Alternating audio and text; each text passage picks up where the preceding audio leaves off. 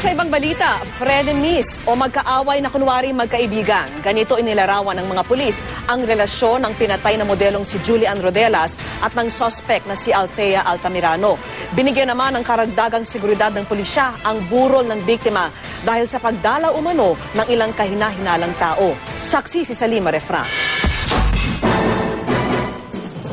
Halos magkatulad sa pag-aayos at pananamit at palagi pang magkasama. Madalas nga raw mapagkamalang kambal ang magkaibigang Julian Rodelas at Althea Altamirano. High school pa magkakilala ang dalawa, pero kailan lang daw naging malapit nang tulungan ni Althea si Julian na maging modelo tulad niya. At bagamat nagkaalitan, nagbati raw sila nitong undas. Frenemies, yun ang tinatawag na friends kayo in the outside, pero in inside enemy kayo. Kunyari, may sinasabi na KFC, kunyari feeling concern lang, yun pala hindi naman. Matapos nga ang interview sa GMA News noong Biyernes, nagpost pa si Althea sa Facebook ng album na pinamagatang Twins. Laman nito ang masasayang litrato nila ni Julian.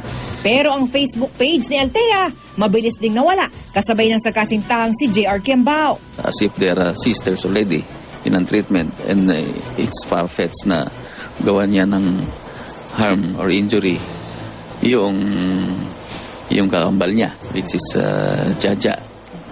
Yan ang nakita natin dyan sa presentation sa Facebook niya. Hanggang kanina, panay pa rin ang pag-iyak ni Althea sa selda. Nagsisisi, pero ginigiit na hindi siyang mastermind sa krimen. Alam niya yung totoo, hindi totoo ako nagpapatay, hindi ko magagawa yun.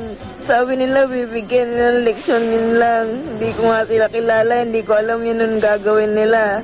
Ang kanyang nobyong si JR, tinuturo niyang utak ng krimen, naharap na pala sa kasong frustrated murder, carnapping at robbery ng 2002, bago ito na-dismiss noong 2007.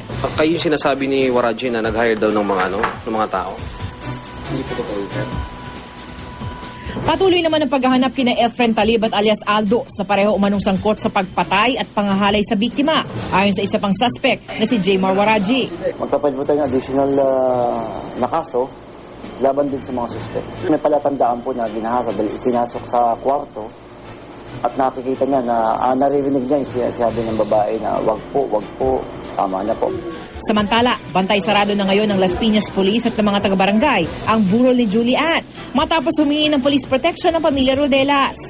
Ilang kahina-hinalang tao raw kasi dumalaw sa burol kanina madaling araw. Mabilis din daw silang umalis, kasamang isa pang lalaki sakay ng motorsiklo. Ako si Salima Refran, ang inyong saksi